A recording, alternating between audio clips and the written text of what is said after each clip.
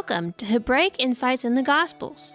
Join us every Sabbath on Zion Road Radio for a look at the life, deeds, and words of Yeshua Messiah and his followers from the Torah-centric Hebraic perspective they were originally lived and written in.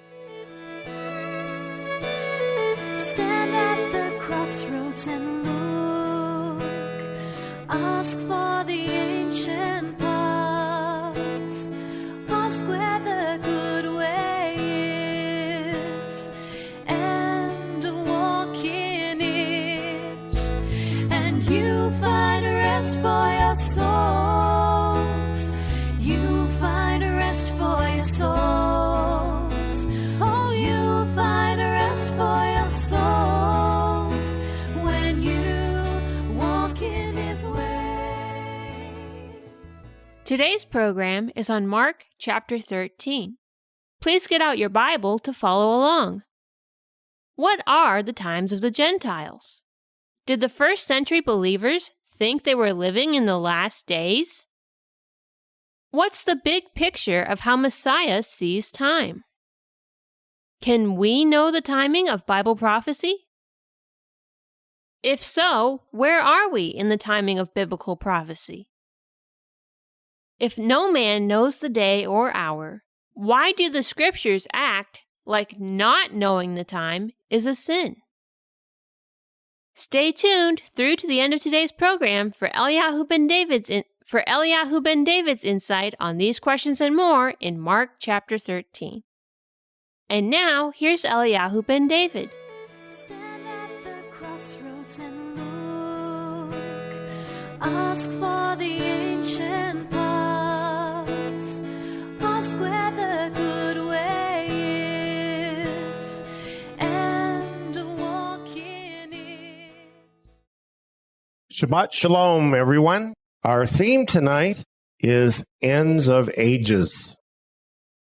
It's talking about some very cataclysmic times in the past and to come in the future. So this is something that's important for all of us to learn and know and understand. You know, a lifespan is pretty short. And recently I was talking with Dawn about this. And I was talking about how things were in the world when I was a kid.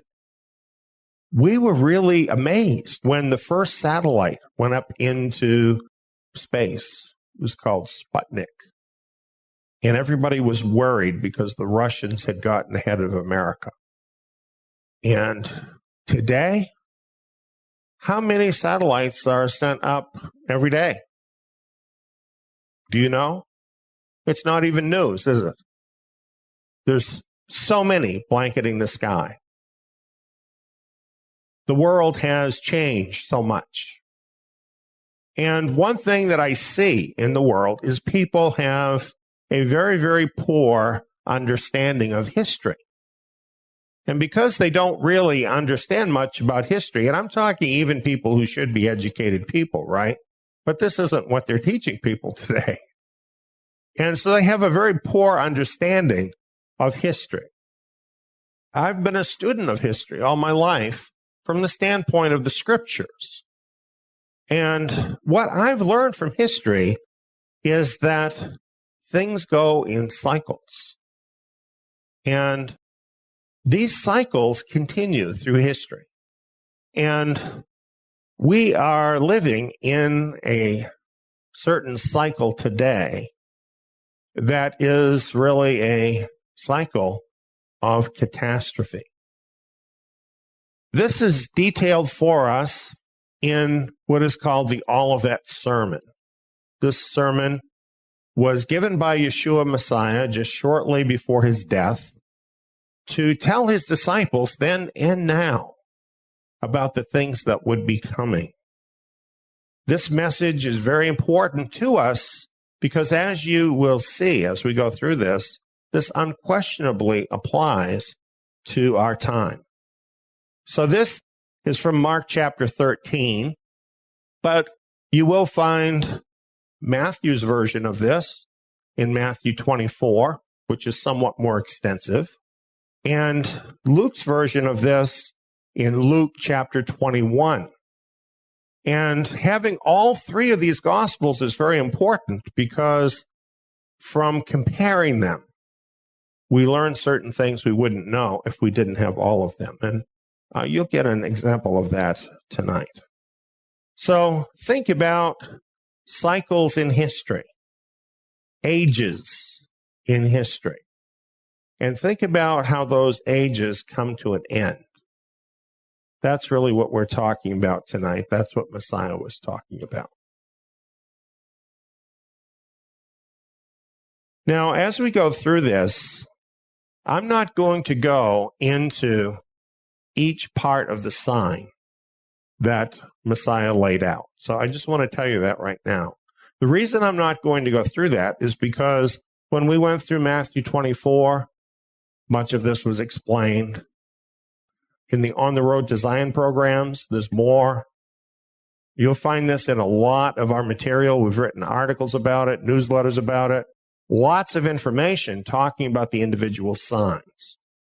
So what we want to talk about tonight is more having to do with the big picture. I want you to understand something about the ages that Yeshua is dealing with here. I want you to get a picture over literally thousands of years. If you can see time that way, you'll have some inkling of how Messiah actually sees time. He is not locked into our short little lifespan. So he is able to tell us about the big picture. And that's what we really need to look at here. Here's how all this came up. It says here in Mark 13, 1 and 2, as he went out of the temple, one of his disciples said to him, Rabbi, see what kind of stones and what kind of buildings. Now, we've been talking about what was happening this last time that Yeshua went to the temple. Remember, he went there to judge it and to judge the power structure that was represented there. And he did judge them as worthy of destruction. And he told them that. So all of that had just happened now. And he's coming out of the temple. And you know what's happening? His disciples are looking at the buildings and are very impressed with the buildings. Now, somehow it seems to me they didn't fully get what Messiah had been saying because they're impressed with the buildings. Do you understand what I'm saying to you? The buildings were impressive, okay? But Yeshua was not impressed with the buildings. He said to them, do you see these great buildings? There will not be left here one stone on another, which will not be thrown down. With those words, he foretold the end of what is referred to as the Second Temple Jewish era or age.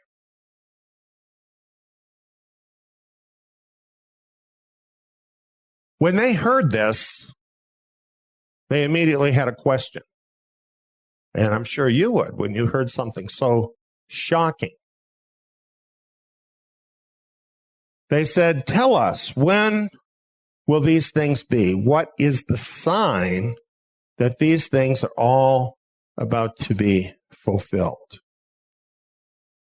Now compare that to what it has in Matthew. Tell us, when will these things be?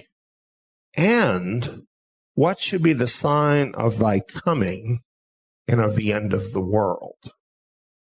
So Matthew has things in it that Mark didn't include. Matthew is bigger, quite a bit bigger, includes more information. The word world here is aeon, and it properly means age. age, not like your birthday age, but an era of time. So it's not the physical world itself, but it's an era of time. As we compare these two verses, when they ask him, when will these things be? They're talking about the end of the Second Temple era, when the stones of the temple would be totally torn down, like he just said. But then it goes on where it says all these things. We see from Matthew, that's talking about the sign of his coming, his return, and the end of that age at the end of the world. So what we have in his answer to their question is one sign that is talking about the end of two different ages. Can you see that? Because they specifically asked him about two different ages. So that's what he's answering. Now, a lot of people don't pick up on this, so they get very confused as they read through these verses. And they say, well, is this talking about back then? Or is this talking about the very last days before he comes? And the answer is yes. It's talking about both. That's more simple, isn't it, when you understand that? Now, here's some confirmation from the Apostle Paul. And here he's talking about what happened with the failings of ancient Israel. And he says, now all these things happened to them by way of example, and they were written for our admonition, on whom the ends of the ages have come. You see, Paul understood the big picture. And he knew he wasn't just speaking for people living during that age. He was actually looking forward to this age at the end of the world when Yeshua would return. So he doesn't say the end of the age. He literally says the ends of the ages.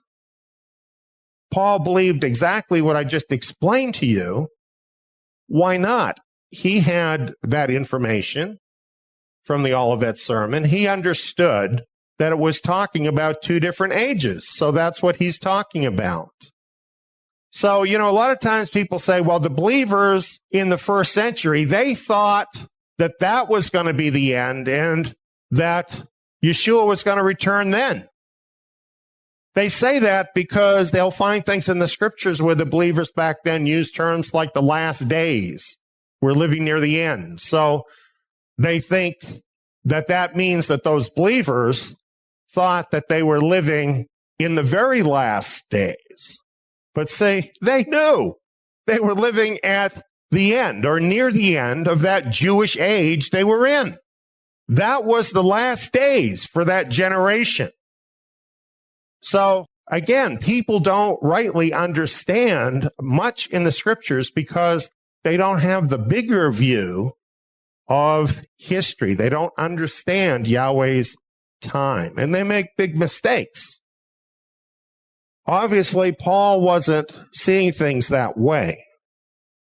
He saw the ends of the ages. He saw that those ages had much in common. They both were completing cycles and would have similar signs and would benefit similarly from the examples in Scripture. Well, now let's look at Mark 13:14. In Mark 13:14, Mark says this: when you see the abomination of desolation spoken of by Daniel the prophet standing where it ought not, let the reader understand. Then let those who are in Judea flee to the mountains. Matthew says the same thing. It mentions the abomination of desolation. But in Luke, when it's talking about the same thing, It says, when you see Jerusalem surrounded by armies, then know that its desolation is at hand. So because we have Luke, we know that in this case, the abomination of desolation that Messiah is talking about is Jerusalem surrounded by armies. Now, why is it that Matthew and Mark are using a sort of code? You have to know what the abomination of desolation is, don't you, in order to understand what's being said. Whereas later, Luke is just telling us right out what it is. Well, it's because Luke wrote later after these other two, and it wasn't an issue anymore. There was no reason not to come right out and say it. But when Matthew and Mark were written, there was potential danger talking about this. And so biblical prophecy code was actually used to talk to one another. We ought to think about that, because having our own language based on the scriptures, having our own time based on the scriptures, is a protection for us against the enemies as we move closer into the last days. And realize everything in these verses tell us the whole world is going to hate you. Get used to that idea. It's going to get a lot worse than it is right now, and you're going to have to worry about what you say in front of people.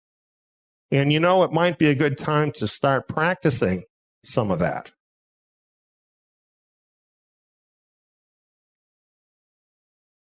Now, let's talk about the timing in that generation when Messiah was talking to them, okay? In Mark 13:30, Messiah says, "Most certainly I say to you, this generation will not pass away until all these things happen." Now, as this applies to that era they were in, when he says this generation, what generation is he talking about? Well, isn't he talking about his own generation and people who are contemporaneous with him? Let's take a look at Messiah's generation. Messiah was born in the fall of 2 BC. Now, we have a radio program along with diagrams and charts and so on that totally prove this beyond a doubt. If you want that information, just let us know and we'll give that to you. So the next year in 1 BC, Messiah turns 1 year old. There is no 0 year. So after 1 BC, you are immediately in 1 AD. And Messiah is still 1 year old. And he doesn't turn 2 until the fall of 1 AD.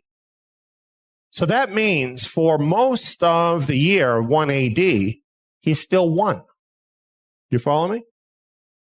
So when it turns 2 AD, how old is he?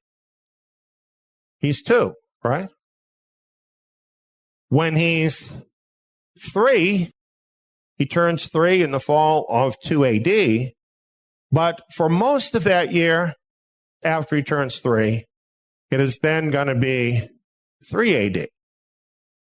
As of January, right? The Roman time we're talking about. So down through history, whatever year of our Lord this is, tracks at the beginning of that year with Messiah's birth age.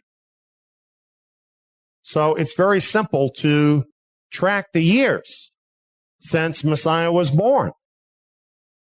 That means that at age 70, it would be 70 AD.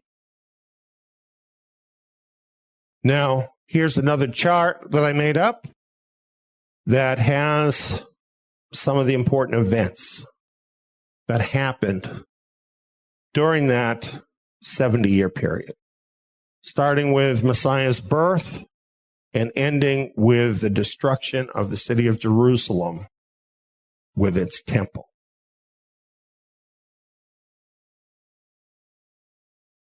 Here, we're going to explain the larger eras that we're dealing with. Now, I'm going to start with the previous Jewish era so that you can kind of see how this works. In the previous Jewish era, that era resulted in the building of the first temple by Solomon. But during that Jewish era, it had already begun before the temple was built, okay? Now, what happened was the people turned badly away and against Yahweh. And he continually tried to make them come back, but you know what? They kept wanting to be like the world. They kept wanting to go after other gods and do all the things against the commandments. And they became such a stench that Yahweh's own temple and city became offensive to him because it was tearing down his name. And he told them that would have to be destroyed in order to protect his own great name. So, in 587 BC, he sent the Babylonians to destroy Jerusalem. This is secular history as well as biblical history. Some Jews had already been deported by the Babylonians, but now this whole process was finished, and all but a few stragglers, considered totally unimportant, were deported off of the land in exile in Babylon. That was an end of that Jewish era. Is that easy to tell? The end of Jerusalem, the end of the temple, the people no longer on the land. That was the end of that Jewish era. Interestingly, the scriptures prophesy that the Israelites, the Jews, would be exiled from the land for one generation, for 70 years. Here's how it worked out. In 539, Babylon fell to the Persians. The Persians were nice to the Jews. Good folks, really. And they said, well, you can send people back to your city. You can rebuild your temple. But you know what? Most of the people didn't want to go. They had gotten used to Babylon, and they liked it. A lot like the believers in the world today, isn't it? How many of them are going to go home with us in the second Exodus? A few, comparatively. A remnant who care more about spiritual things than being like the world. The more things change, the more they stay the same. Do you see what I'm saying about cycles? So anyway, a very small remnant returned. And they encountered lots of difficulties because there were other people there now. You don't just leave for 70 years and not have anybody else move in, right? So they had lots of difficulties trying to regain their place. And eventually they were able to rebuild their temple, which at that time really marked a new beginning of the Jews in Jerusalem. That's what they had been working for. Finally, they accomplished that in 516 BC, after one generation of 70 years. Well, in 516 BC then, it was the beginning of a new Jewish era. And the temple in Jerusalem, and the Jews now having control of that, is what marked the beginning of that era. Are you following me? Jerusalem. That's what we're talking about. That made Jerusalem Jewish once again. Jerusalem is Yahweh's time clock. 516 BC. They get to 2 BC. That's a long time later, isn't it? Hundreds of years. There's prophecies telling about the time. We're not getting into all those tonight. But the people were dull. Most of them didn't get what's happening. It took people from the east who weren't even from Jerusalem to know and understand what was going on when Messiah was born in 2 BC. Magi from a distant land in the east saw the signs in the sky and came to Jerusalem seeking the Messiah. They should have known. That era continued. But they were at the end of the age. They had arrived at the end of the age. They didn't act like it.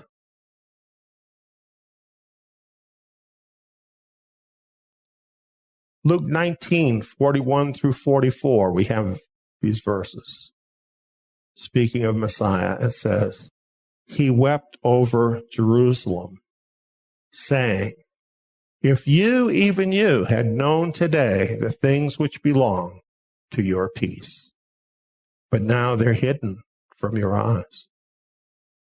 For the days will come on you, when your enemies will throw up a barricade against you, surround you, hem you in on every side, and will dash you and your children within you to the ground.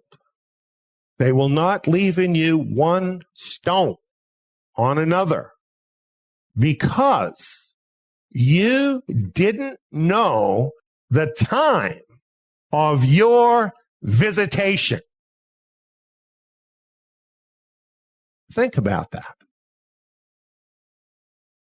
They were being visited from heaven by the Son of God, and they did not know the time of their visitation.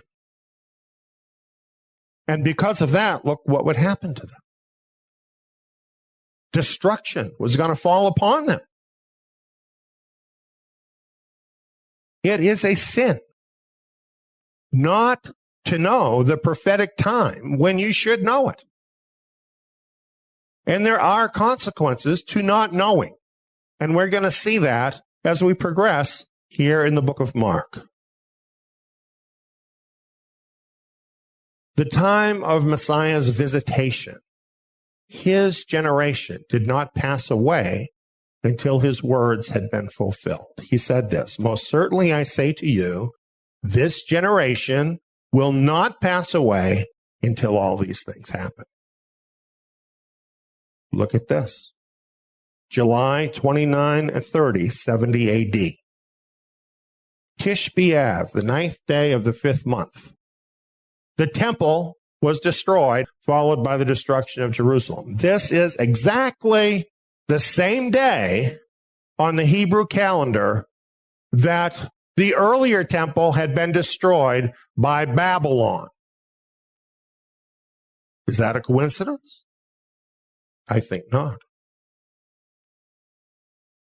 This occurred within the 70th year of Messiah's generation.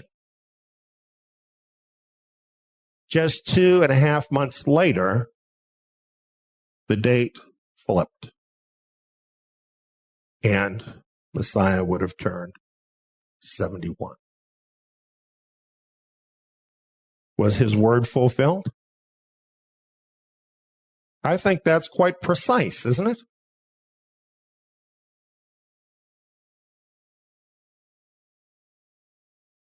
That's the end of that Jewish age. You see, the thing is, when you know history and you know the scriptures, you can't be fooled. Nobody could set that up, right?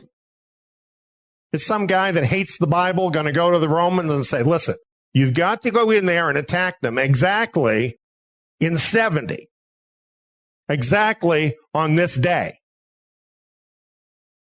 Doesn't happen like that, does it? It's history here showing you how Yahweh is in control of history itself. His prophecy is not wrong.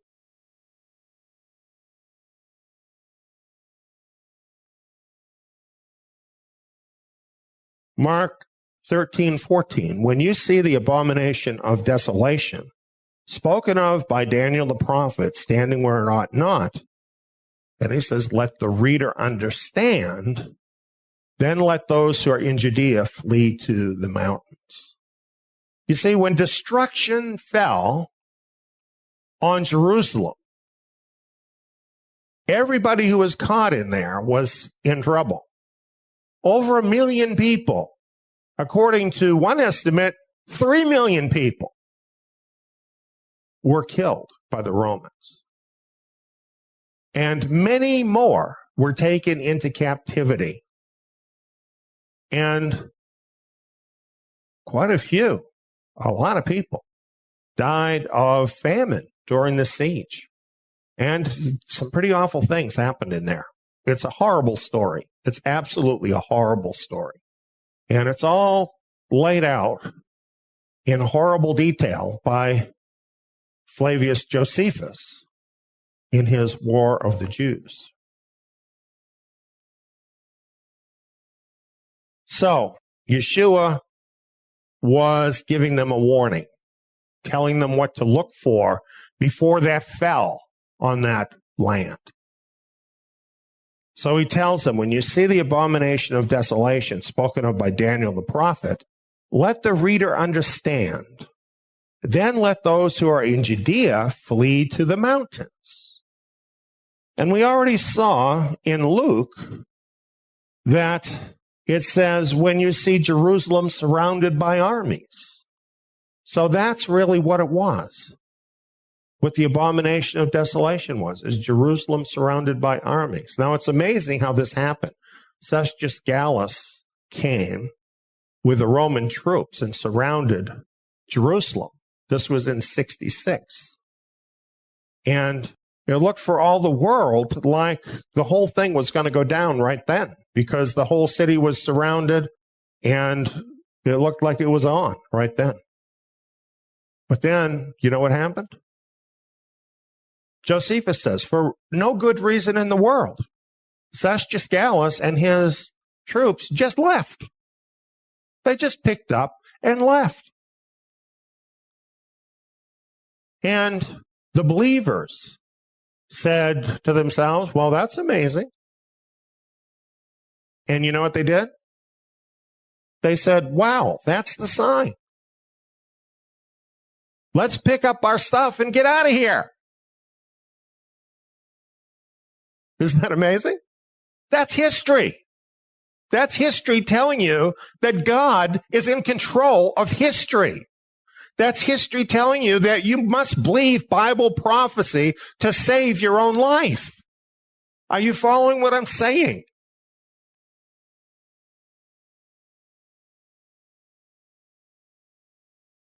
Realize that in this case, the believers had to understand what the abomination of desolation is in this context in the book of Daniel. That's why it says, let the reader understand. The believers had to understand Bible prophecy and act on it to be saved. What about these people that say, well, I don't follow Bible prophecy because nobody can understand that stuff? What would happen if these brothers and sisters had done that? What if they said, oh, Daniel's too deep for me. I can't really spend any time in Daniel. What would have happened to them? Yeshua gave them a clear sign. When they saw it, they needed to act on it if they were going to survive. Now, I don't know that this happened, but I bet you there are some believers there that said, oh, well, my Aunt Betsy is here, and she's not going to leave, so I'm not going to leave either. Oh, well, I don't know, this trip looks too rigorous for my cat to come with me, so I think I'm going to stay where I am. They did that, they died or became slaves. Serious. Some of them might say, oh, well, Yahweh will protect me if I stay here. Don't be that dumb. If you do not obey his word, expect to get the same thing the world gets. Here's proof from history as to what happened. This is from a church historian from the 4th century. So he's writing it from a Gentile Christian perspective. He says, the people, Nazarenes of the church in Jerusalem, were commanded by an oracle given by revelation before the war to those in the city who were worthy of it, to depart and dwell in one of the cities of Perea, which they called Pella. To it, those who believed in Christ traveled from Jerusalem, so that when holy men had altogether deserted the royal capital of the Jews and the whole land of Judea, the judgment of God at length overtook those who had committed such outrages against Christ and his apostles and totally destroyed that generation of impious men. Don't you think this is remarkable? Don't you think this is like one of the most important things that ever happened in history? Messiah came. He told them that that generation would see this end of Jerusalem. He gave the sign to his followers, and here we have a historical account that they listened to what he said, they acted on it when they saw the sign, and they were saved, and the rest of Judea suffered this heavy end.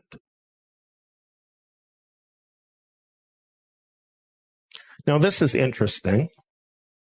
After that had happened, okay, in the next century, so we're talking maybe 60 or 70 years later, the Gentile church broke off from those Nazarene believers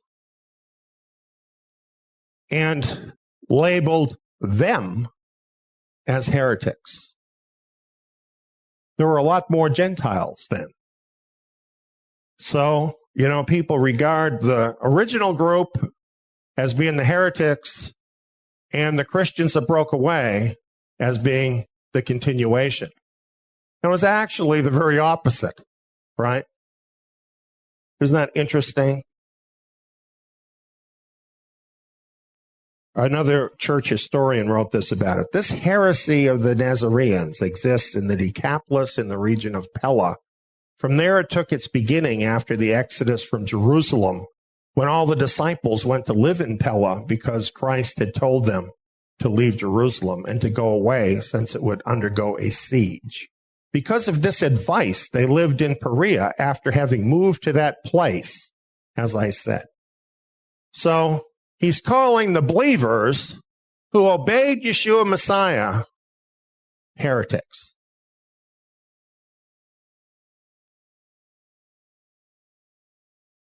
So who are the real heretics?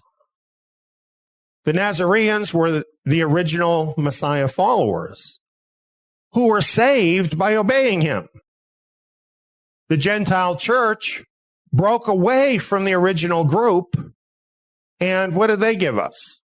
The Roman church and the Dark Ages and all the lies of Christendom. It's not hard to figure out who the real believers are and why we need to get out of the pagan church system.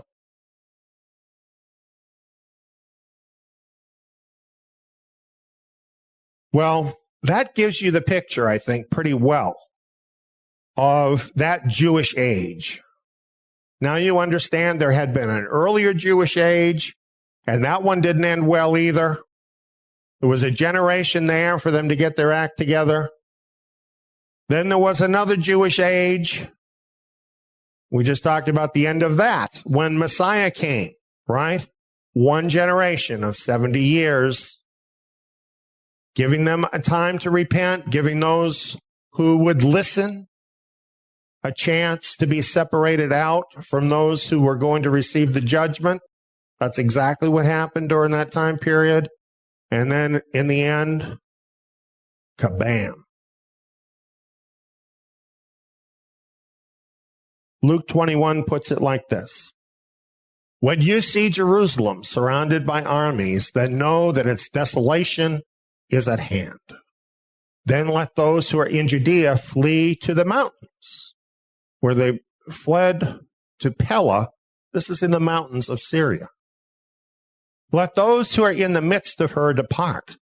Let those who are in the country not enter therein.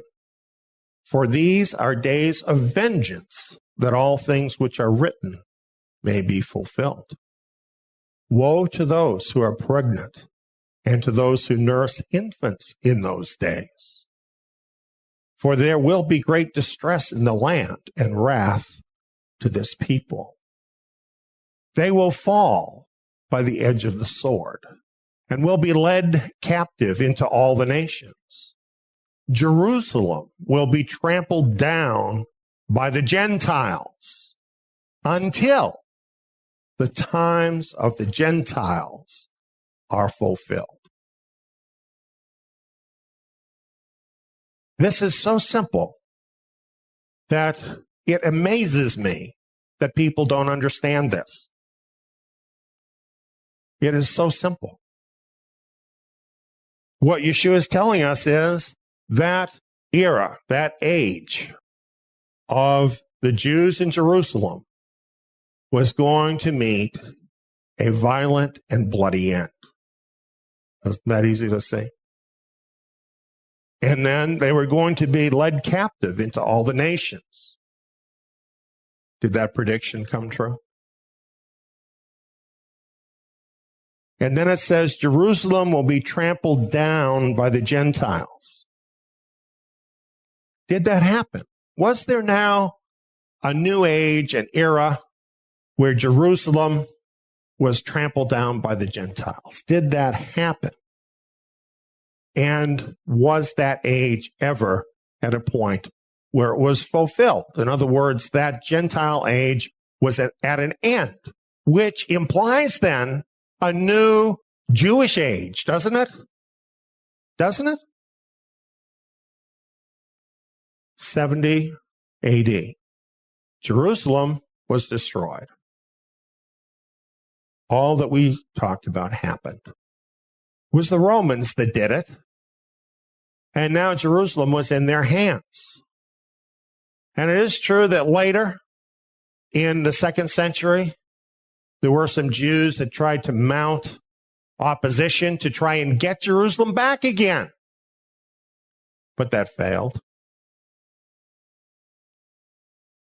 Later, the Byzantines, Christians, had a period of time where they ruled over Jerusalem.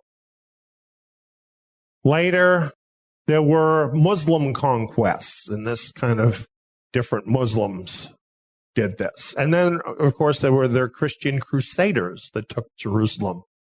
The Mamelukes and Ottomans, Muslims, took Jerusalem.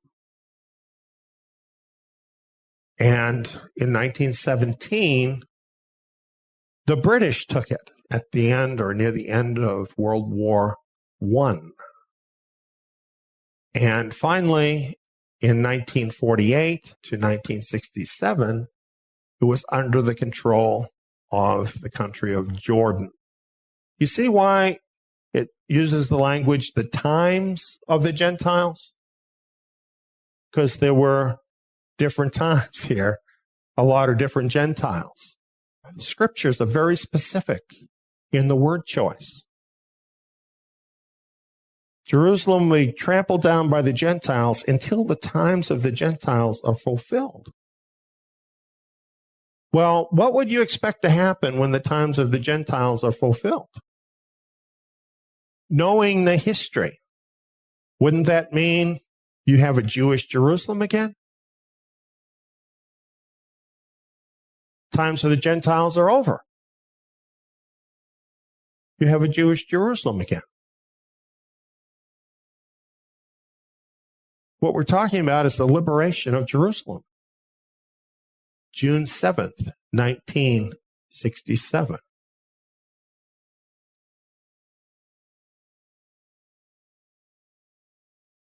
Can anybody argue with that?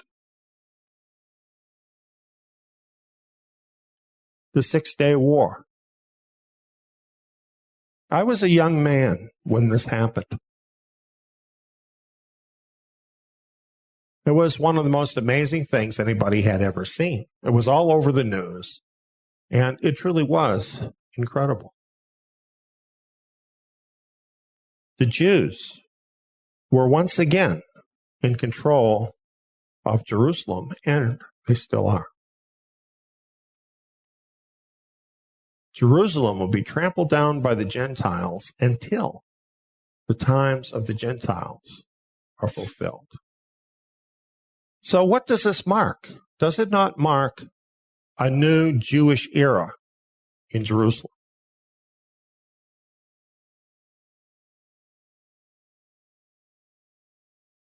Mark 13 goes on from this point. As a matter of fact, each of these goes on here, but we're looking at Mark's version right now. It says, in those days after the oppression, that is, after the tribulation, the sun will be darkened, the moon will not give its light, the stars will be falling from the sky, and the powers that are in the heavens will be shaken. Well, all of these things are signs that are also mentioned by the Old Testament prophets, things that happen right before Yeshua's return. Goes on, then they will see the Son of Man coming in clouds with great power and glory. Then he will send out his angels and will gather together his chosen ones from the four winds, from the ends of the earth to the ends of the sky. So how does this third age of a Jewish Jerusalem end? It ends with a return of Yeshua Messiah. That's how it ends. It goes on and it tells us some more here to help us understand about the time. Now, what you're looking at is a picture of an early fig. This is when, in the spring, the leaves are sprouting, blossoms come out, but there are some early figs that are edible. Now, from the fig tree, learn this parable. When the branch has now become tender and puts forth its leaves, you know that the summer is near. Even so, you also, when you see these things coming to pass, know that it is near at the doors. Let's go through this. Now, Gill's commentary has a nice explanation of what this is saying. It says, when its branch is yet tender, Gill writes, through the influence of the sun and the motion of the sap, which was bound up and congealed in the winter season. And my comment here, bound up in the winter. The winter is this long period of the Gentile times, right? But sap is now flowing. Israel is once again in the land. And puts forth leaves, and Gill writes, from the tender branches, which swell and open and put forth buds, leaves, and fruit. And I put new growth. New growth. Could this be the returning remnant of Israel? And it goes on, you know, the summer is nigh, spring being already come. In other words, the fig tree putting forth her green figs is a sign that the winter is past, spring has already come, and summer is at hand. So I think this is where people make a mistake about the fig tree. A lot of times they say, well, the fig tree is Israel, and the beginning of the generation has to be then when Israel became a nation. But when you look at the words more closely, what this is telling you is that the sign occurs when it's already springtime. In other words, there's already evidence of Israel in the land. So it's later than the very beginning. And a couple Sabbaths ago, I brought up this about figs, which was from our presentation in Matthew. And it's not exactly correct to say, well, figs picture Israel. They don't just picture Israel. They picture rotten Israel and righteous Israel, right? And according to Jeremiah, the good figs are the figs that are the first ripe figs.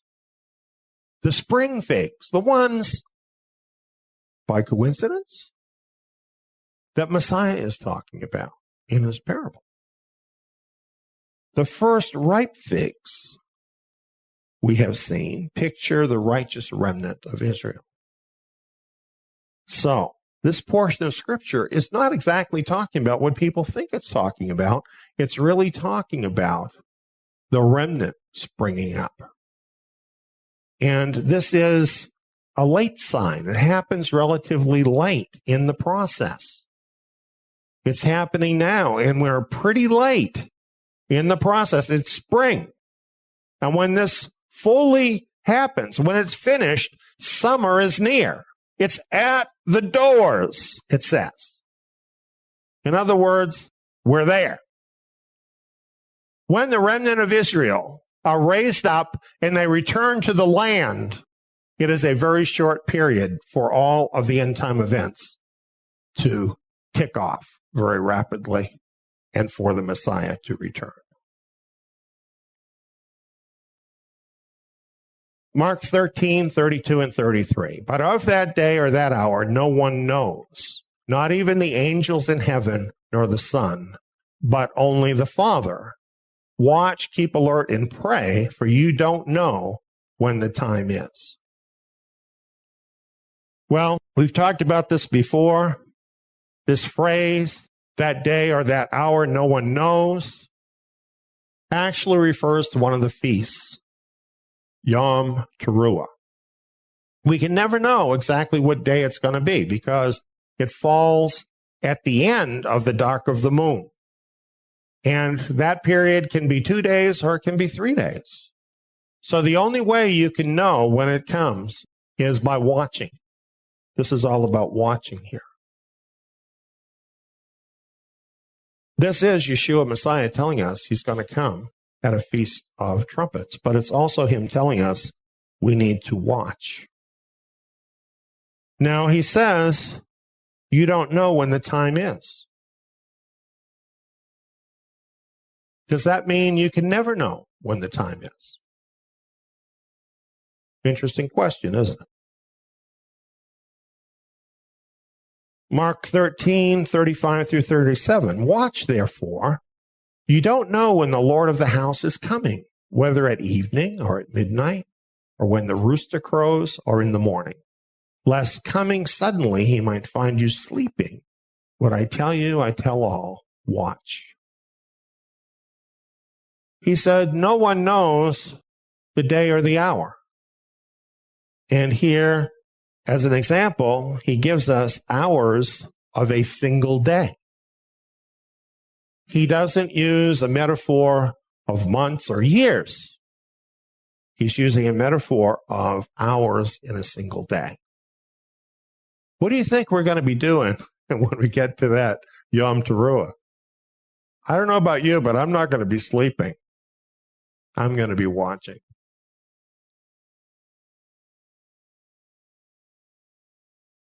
Here's from 1 Thessalonians 5, 2 through 4. For you yourselves know well that the day of the Lord comes like a thief in the night. For when they are saying peace and safety, then sudden destruction will come on them, like birth pangs on a pregnant woman, and they will in no way escape. But you, brothers, aren't in darkness, that the day should overtake you like a thief. Well, this stacks up pretty well with what we saw with Messiah's generation, doesn't it? They had all these signs. They had a particular sign to look for, a prophetic sign. So they didn't know when it was going to happen. But then once they saw the prophetic sign, did they then know it was about to happen? They did, didn't they? You see, for a period of time, people might not know. But then when the prophetic signs happen, then we're going to start to know, aren't we? Have you thought about this? The months of anti-Messiah's reign define the time with certainty. When we get there into the tribulation, we know that the anti-Messiah is going to rule for 42 months. This is expressed in prophecy in a number of different places. 3.5 years, 3.5 times, 42 months. It's given to us in different ways so we can know exactly the time. So, when anti-Messiah's reign starts, will we not then know the time when Messiah is going to come? Isn't that a lot like what happened in the first century when they saw the armies? So you see, when he says no one knows, it doesn't mean forever nobody will know. Certainly when it happens, they'll know. Back up 3.5 years, when the Antichrist is in power, they'll know. What about backing up some more? Are there other prophecies that will tell us the time? Not the day or the hour, but the time, so we can be ready. Well, we're not in darkness like the world. It should not catch us like a thief. As we've already seen, not knowing the time is a sin that can get you killed. We will need to know the time.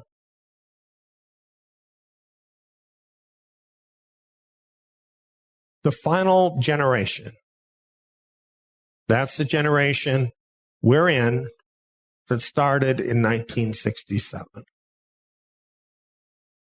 Yeshua said, most certainly I say to you, this generation will not pass away until all these things happen.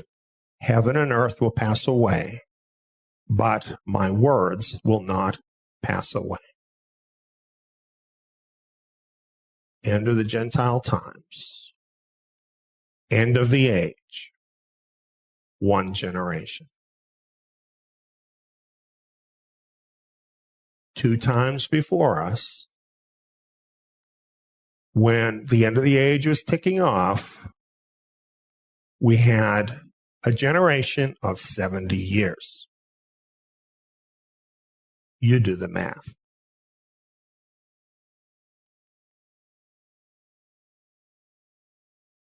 Here's a chart that I adapted a little bit that was from a presentation in 2015. We have this on DVD and other places, should you want to have it. And I'm not going to explain it all, but what it's showing here is the biblical Shemitah cycles since 1967. And what you have is 10 Shemitah cycles. That's what's showing here, because 10 Shemitah cycles is 70 years. Very interestingly, on each Shemitah year, which is the 7th year, which is a biblically significant time in Yahweh's cycle, he counts time in 7-year cycles. And the 7th year is a Sabbath year, just like the 7th day is a Sabbath day. And these days and years are very significant. And if you look at these Shemitah years through this time period, since 1967, what you find is major events happened relative to Israel. And you also find major events happened relative to the whole world in some cases. The last Shemitah year was 2015. And it was a doozy, spiritually speaking. It was an amazing year, spiritually speaking. And remember that star I talked about that shone and was the sign that Messiah had come? Well, we had a repeat of that same star in 2015. Just an accident? Just chance? Well, actually not. If you look at my Daniel seminar, which you can view free at the Zion.net website, you'll find out about that Messiah star. And you'll find out what it means. A lot happened in 2015. Well, now, next Shemitah year is 2022. There's only 2 more after that. And the last one, interestingly, falls upon the very 70th year since 1967. We have 2.5 Shemitah cycles left in that time period that I have charted out. This generation will not pass away. The home stretch is ahead of us. You think you should change your life at all?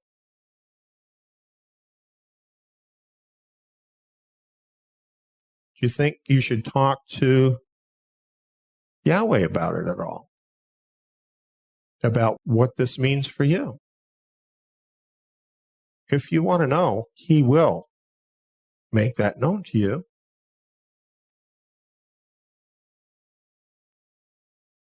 Mark 13:13, our closing verse.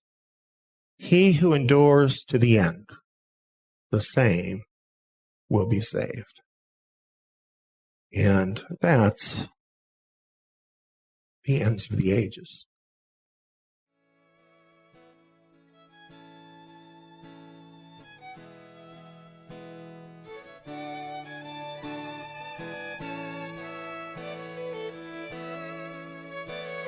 Stand at the crossroads and look. Ask for the ancient paths. Ask where the good way is, and walk in it. You have been listening to Hebraic Insights in the Gospels. Some of the scripture verses referenced in today's program include verses in Mark 13, Matthew 24, and Luke 21, as well as references from 1 Corinthians 10, verse 11, Luke chapter 19, verse 41 through verse 44, Jeremiah 24, verse 1 through verse 2, 1 Thessalonians 5, verse 2 through verse 4, and Revelation chapter 13, verse 5. References made from other resources include Eusebius, Church History, Book 3, Chapter 5, Line 3, Epiphanes Pinarion, 29, Part 7, Line 7 through Line 8, and Gill's commentary on Mark chapter 13.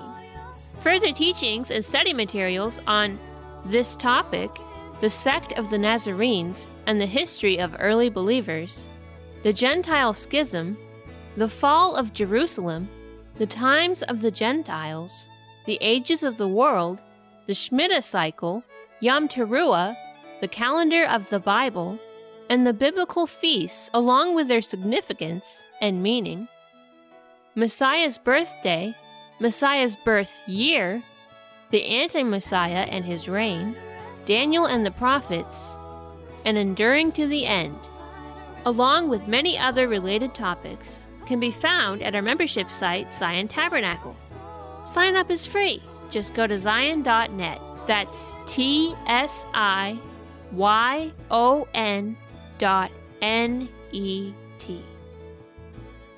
New programs on the Gospels will be airing every Sabbath on Zion Road Radio. Tune in next Shabbat to learn more from Hebraic insights in the Gospels. Shabbat Shalom! And walk in it, and you'll find rest for your soul. You'll find rest for your soul. Oh, you'll find rest for your soul when you walk in His ways.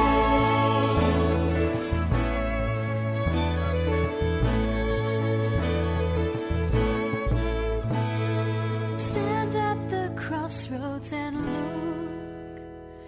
Ask for the ancient paths.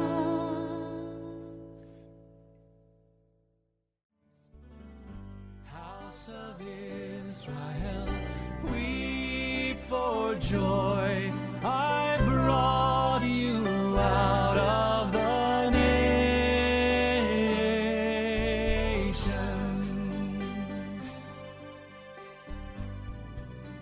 The restoration of the remnant of Israel is one of the most undertaught, neglected, and unknown major events in Bible prophecy. A strange fact, since prophecies and references to this event can be found all throughout almost every major book of the Bible, from Genesis to Revelation. Now, Yahweh has raised up Zion Ministry to teach His remnant nation of Israel everything they need to know about this often neglected truth in His perfect timing. To learn who the remnant of Israel is, what the Zion mission is, and why we teach the things we do, go to our website at zion.org and click on Remnant Vision in the menu bar.